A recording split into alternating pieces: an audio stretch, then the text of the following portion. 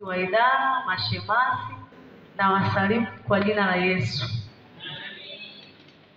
Tunamshukuru Mungu kwa kufanya sikukuu yetu kwa wakati.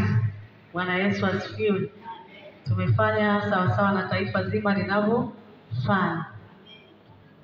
Chama chetu cha wanawake kina jumla ya wanawake 17 kiongozwa na mchungaji kiongozi kama mshauri, mama mchungaji Mwashamba kama mshauri, mama yetu mama Ifungu kama mshauri, na viongozi wengine. Mwenyekiti wetu ni Elisifa Mrundi, kwa wale wageni ambao wamfahamu yupo pale.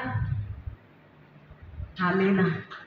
Katibu ni mimi ninayeongea, naitwa Priska Mwambi kwa wageni wasionifahamu. Lakini mtunza hazina, tumshangilie Bwana. Mtunza hazina amepata baraka.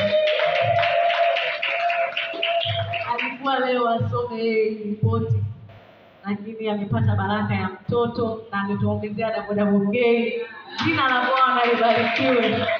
Tunamshukuru Mungu kwa ajili yake. Anaitwa Winifrida Chengula, ni mwazina wetu. Mafanikio, tumefanikiwa kuwa na kapu la mchungaji, tumefanikiwa kuwa na mahudhurio mazuri kwenye chama, tumefanikiwa kutembeleana na kutiana moyo pindi mwenzetu anapojifungua, lakini pia anapopata dharura mbalimbali. Tumefanikiwa kufanya sikukuu yetu kwa wakati kama nilivyosema awali. Tunamshukuru sana Mungu kwa hilo. Pia tunamshukuru Mungu kwa ajili ya CMF. Jeshi kubwa liweze kusimama pasipo CMF, taifa kubwa ambao wametusapoti hata kwa kutupa mchango, kwa kutupa